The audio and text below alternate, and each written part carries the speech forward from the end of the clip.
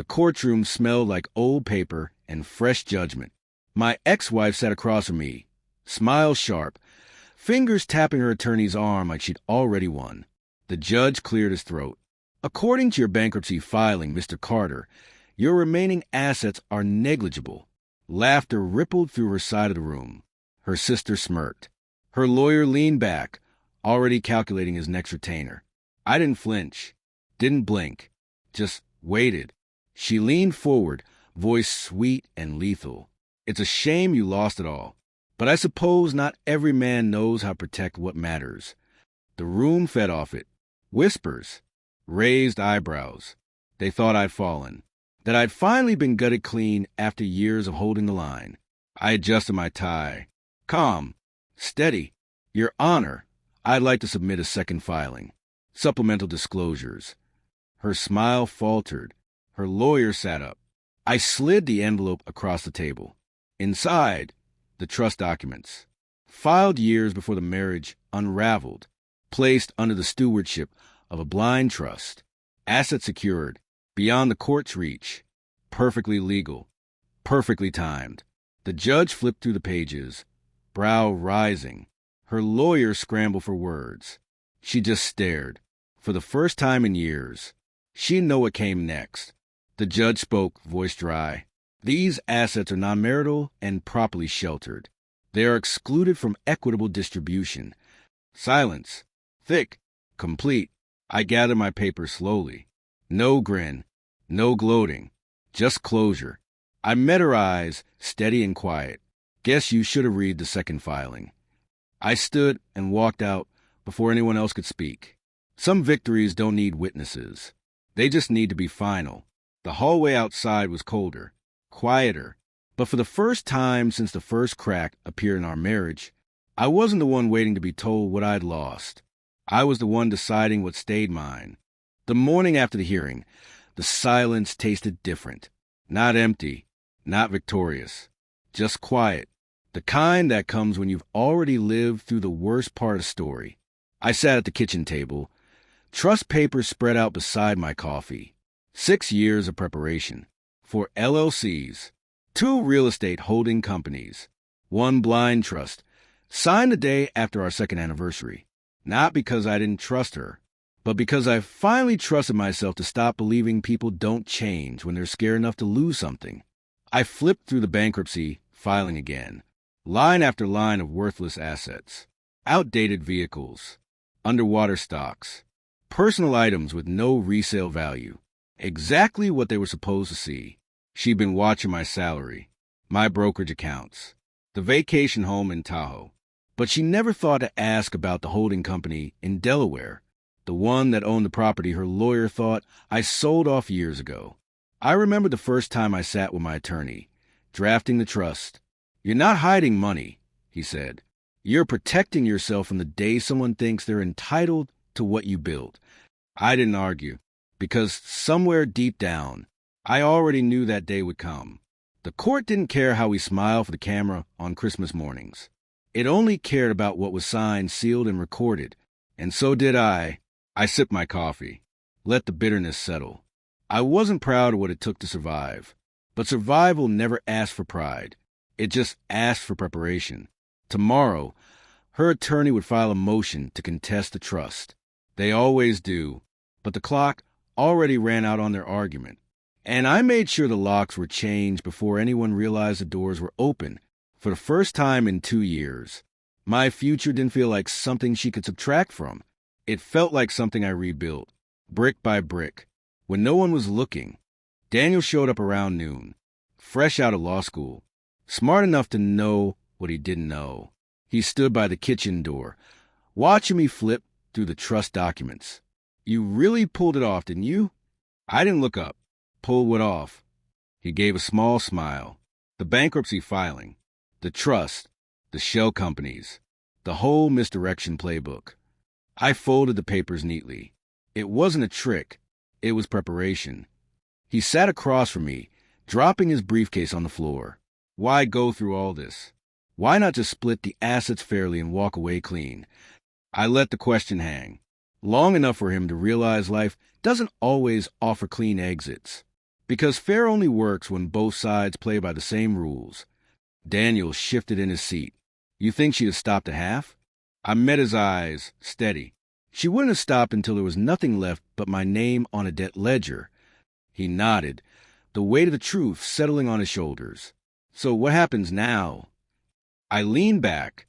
Now I wait for her to burn herself trying to light a fire that's already out.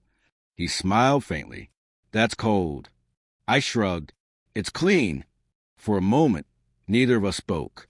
Just the clock ticking between us and the next court date. Finally, he broke the silence. You gonna teach me how to set something like this up one day? I smiled, small, only if you promise to never need it. He laughed softly, gathering his notes. That's fair. As he left, I watched him go, young, hopeful, still believing the world runs on fairness instead of leverage. I used to be him, until I wasn't. The trust sat on the table beside the bankruptcy filing. 2 versions of my life. Only one of them survived. That night, the house was too quiet. Not peaceful, just still, like a battlefield after the smoke clears. I sat alone at the kitchen table. The trust documents on one side, the divorce decree on the other. 2 victories. Neither of them felt like one. I whispered into the dark, barely loud enough for the walls to carry it. This wasn't what I built it for. I didn't build the trust to hide. Didn't file the bankruptcy to win. I did it because I knew the day would come when love turned into leverage. And when it did, I wanted something left that wasn't hers to sell. I remembered our first house, the one we painted together, laughing when we spilled coffee on the floorboards. The same floor she walked across the day she told me I wasn't enough anymore. I closed my eyes, let the memory sit where it belonged, not in regret, just as fact. You don't erase the past. You just decide how much of it you'll let walk through the door when the future knocks. I ran a hand over the trust seal, cold, embossed, precise. The opposite of love, but maybe the only thing strong enough to survive when love burns down. I thought about what Daniel said earlier. Why not split fairly? Because sometimes fair leaves you homeless while the other side throws a victory party. I wasn't angry anymore, just tired. Tired of defending what should have been safe. Tired of pretending the war ended when the papers were signed. I whispered one more thing into the dark. I didn't win. I just stopped losing. And maybe for now, that was enough. The next morning, the email came through at 8:14 a.m. sharp. Subject: bankruptcy case accepted.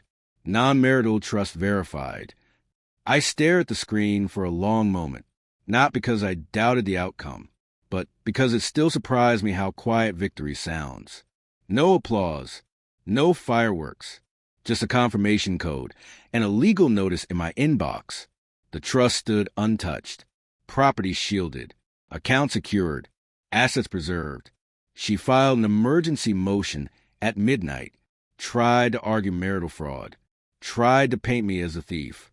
But the documents told a different story. Dated, signed, filed before the cracks in our marriage ever reached the surface. I scrolled through the case summary.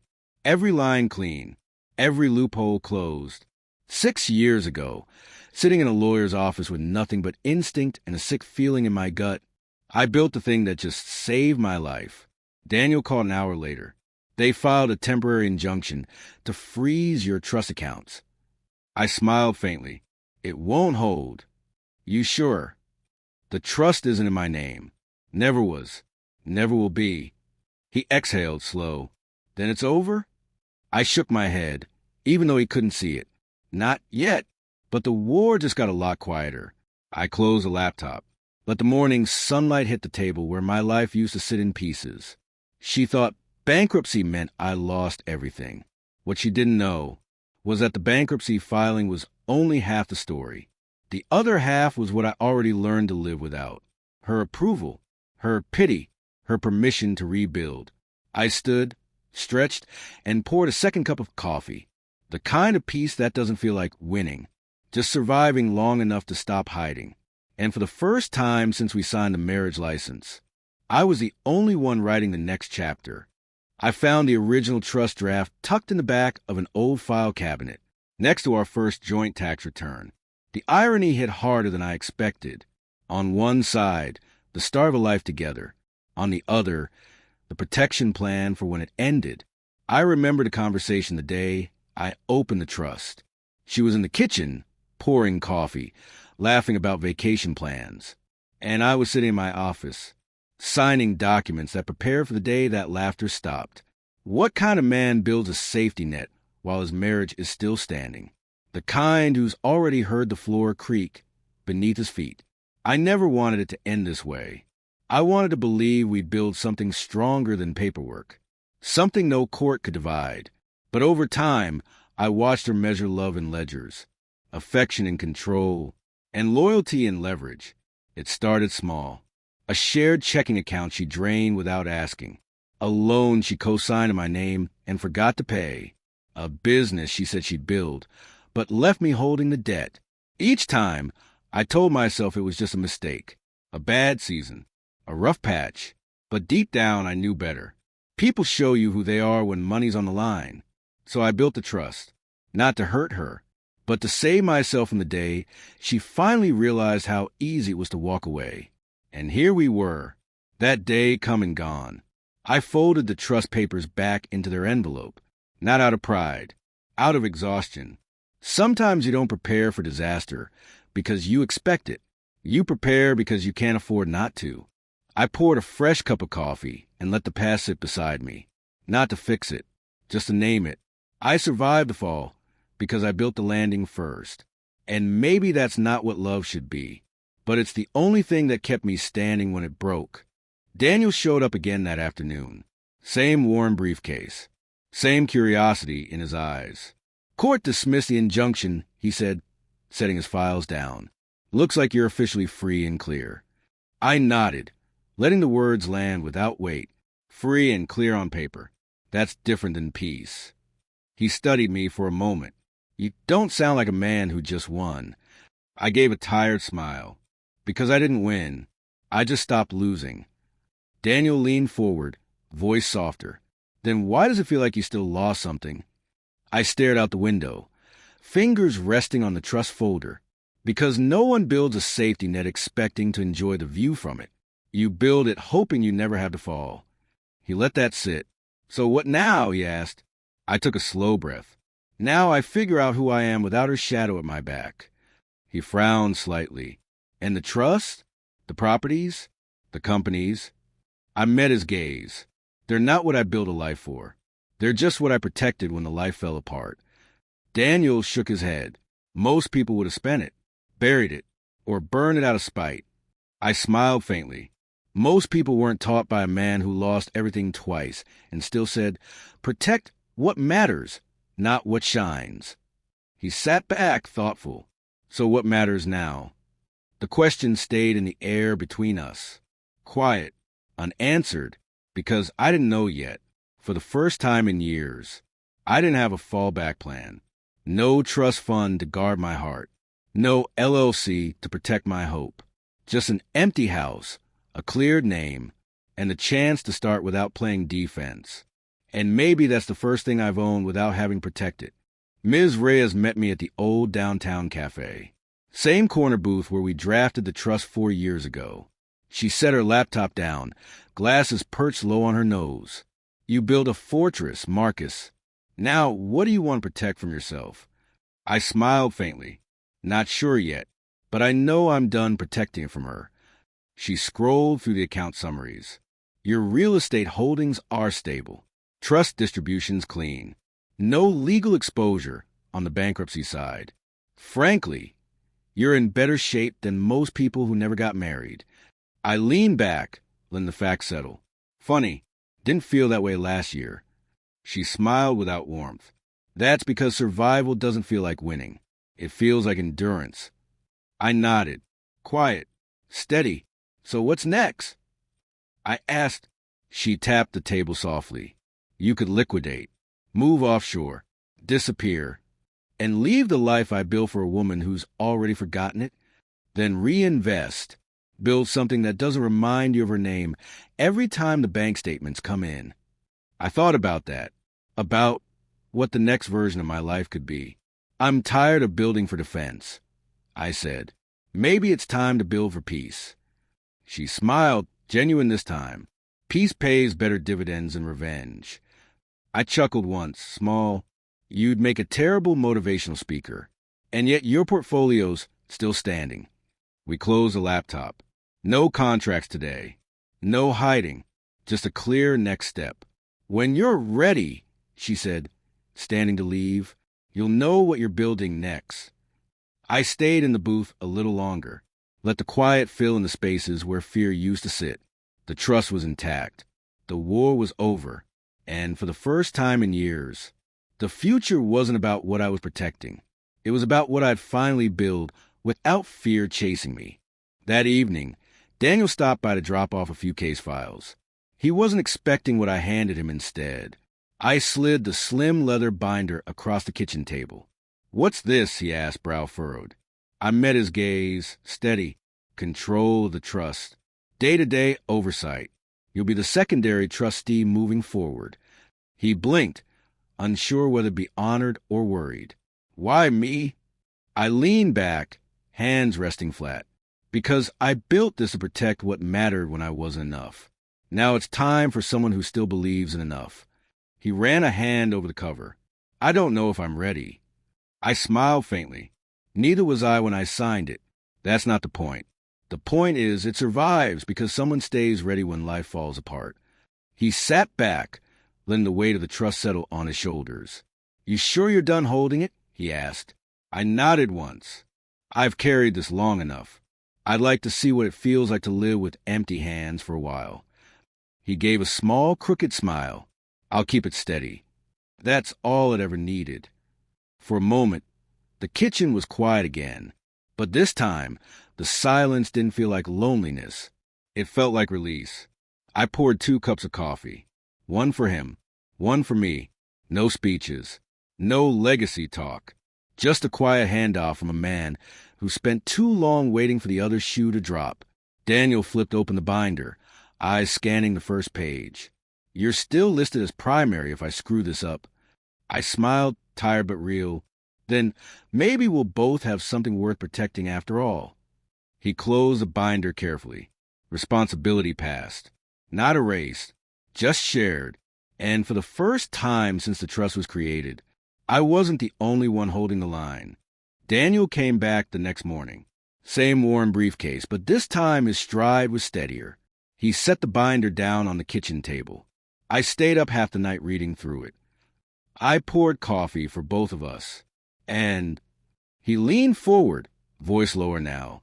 I thought I was just helping you guard something broken. But this isn't broken. It's the only thing that's whole. I met his gaze. Most people miss that part. He nodded, slow. I don't plan to. He opened the binder again, flipping to the section on charitable distributions. You've been donating from the trust for years. Quietly. No recognition. I shrugged. Money only matters if it's moving in the right direction. He smiled faintly. You didn't just build this to protect yourself, did you? I took a slow breath. I built it because I didn't want what broke me. To stop someone else from building something better. Daniel sat back, letting that settle. I used to think this was about outsmarting her. Now I see it was about outlasting what she tried to destroy. I nodded once. Quiet pride, but no ego. She thought I built a wall. But I built a foundation. He tapped the cover of the binder gently. You want to expand this? Keep it growing. I smiled, real this time. I want you to make sure it doesn't die with me. He closed the binder carefully. Not out of fear, out of respect. Then we're not protecting your past anymore, he said. We're building a future no one can take. I let out a slow breath. That was the first time it felt true. The sun stretched across the table as we finished our coffee. No contracts, no speeches, just a quiet shift from one pair of hands to another that finally knew what they were holding. The next morning, we sat in my office, the windows cracked open to the first quiet breeze of spring. Daniel spread the court calendar across the desk. Her attorneys filed a motion to subpoena the trust's historical statements. I nodded, expected. They're trying to find a crack in the timeline. He pointed to the filing dates. You establish the trust before the marital separation. They'll argue intent to defraud. I smile faintly. And the IRS filing from 6 years ago will argue intent to preserve. Daniel let out a slow breath. So we respond quietly on paper? Always on paper. Never in the courtroom drama she's hoping for. We drafted the reply, line by line. Simple, boring, unbreakable. The best defense is the one no one can spin into a headline. By noon, the filing was done. Submitted. Stamped. Final. I leaned back, watching the sunlight stretch across the floorboards. Same office I built my first company from. Same room she once laughed in, back when we thought forever was something we owned. Daniel broke the quiet. She won't stop, you know. People like that don't quit when they lose. They double down and call it persistence. I smiled, tired but steady. Then we let her double down. Eventually the house of cards falls under its own weight. We spend the afternoon reviewing contingency plans. If they file an appeal, if they brought in forensic accountants, if they drag my name through another courtroom door. Each scenario ended the same. The trust held, not because it was perfect, but because it was built on truth. Quiet, simple, legal truth. Daniel packed up his files as the sun dipped lower. It feels different now, he said. How so? Before, I thought we were defending a man against his ex-wife. Now I see we're protecting a legacy from people who thought it belonged to them. I nodded once. That's all it ever was. The battle lines were drawn, but for the first time in years, I wasn't standing on the defensive side. I was standing exactly where I chose to be. The court set the deadline. 10 business days to submit any final financial disclosures or face summary judgment. The clock started ticking. And so did the noise. Her attorney filed 3 motions in 48 hours. Asset tracing, marital property audits, requests for full financial transparency. All legal bluster. None of it built to last. Daniel handed me the latest filings, brow furrowed. They're trying to force you to settle out of fear. Call your bluff. I took a slow breath. Problem is, I'm not bluffing. I already lived through what they're threatening. He nodded, but the tension lingered. It's smart pressure. They're betting you won't hold out long enough for the deadline to save you. I smiled faintly. Deadlines don't save you. Preparation does. We worked late into the night, reconfirming every transfer, verifying every tax record, preparing every filing like it was a battle plan. By midnight, it was ready, complete, unflinching. Legal armor built from 6 years of quiet planning. But the hours felt heavier now, not because I doubted the outcome, but because waiting is where the battle really wears you down. She, on the other hand, was still playing the public game. Friends calling, rumors spreading. She took everything. He's finished. He lost it all. I let them talk. The only thing louder than noise is a silence when it finally runs out of air. On the 7th day, her lawyer called. Calm, professional, but tired.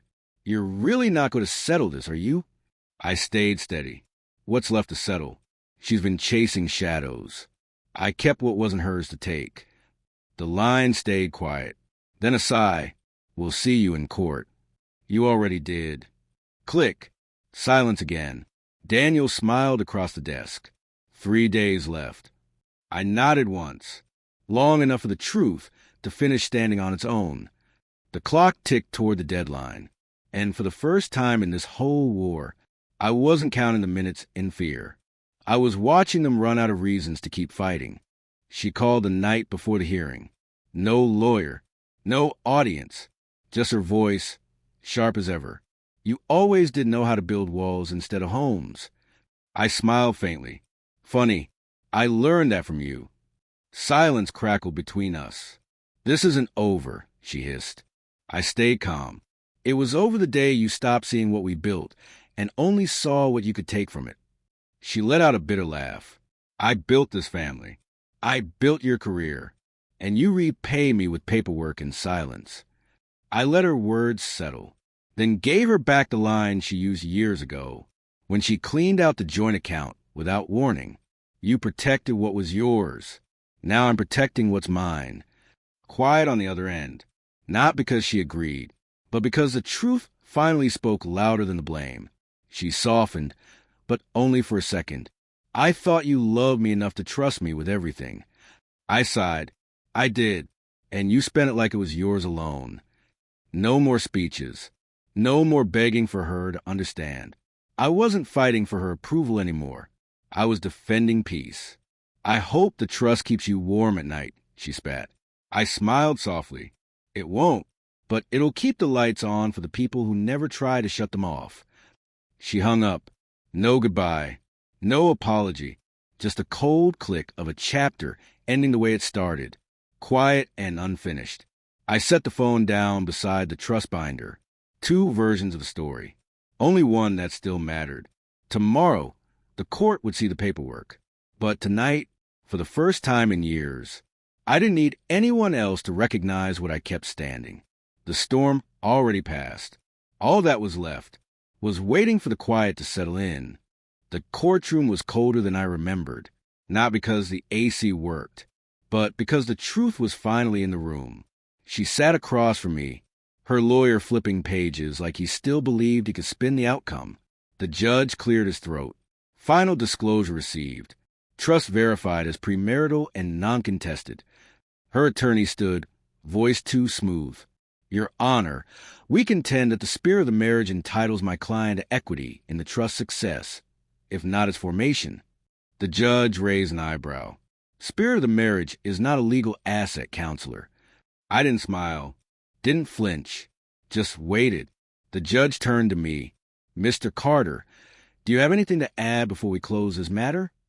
I looked at her, straight through the pride and the pity and the war she thought she won. And I said it, calm and quiet. I protected what you taught me to protect. That doesn't make me selfish. It makes me your student. Her jaw tightened. For once, she had no script left to read from. The judge tapped the gavel once. Case closed. No further claims may be filed against the trust or its assets. This court is adjourned. That was it. No explosion. No applause. Just the end. She gathered her papers slowly. The room emptied around her. But I stayed in my seat a little longer, watching the silence sit between us. She paused by the door, voice quieter than I'd ever heard it. You didn't have to destroy us to win. I met her gaze. I didn't win. I just stopped letting you rewrite the ending. She left, and for the first time, the door closing behind her felt like peace, not loss. I gathered the trust binder. Same weight, different story, and walked out into a world that looked exactly the same, but finally felt like mine again. Later that evening, I found a package on my front step. No note, no signature, just a familiar handwriting on the envelope. I carried it inside, slow, set it on the kitchen table beside the trust binder. 2 chapters of the same story. One protected, the other finally let go. Inside the package was a photo album. Our first house, our first vacation. Smiles so wide you'd think we'd never been hurt. I sat down, flipped through page after page of the life we tried to build before we turned it into something we had to defend from each other. No explanation came with it, just the quiet return of something she didn't want to carry anymore. And maybe that was the closest thing to an apology she could give. I whispered it into a quiet room. It wasn't all war, not always. The album rested beside the legal documents, proof of what we built and proof of what we broke. But in that moment, neither felt like victory, just memory. Daniel stopped by later that night, saw the album and paused. She left that? I nodded. No words. I smiled faintly. None needed. He sat down across from me, quiet. For the first time, we didn't talk strategy, didn't plan defenses. We just let the past sit on the table, without needing to rewrite it. Some debts aren't paid in court. They're paid when you finally stop pretending they never existed.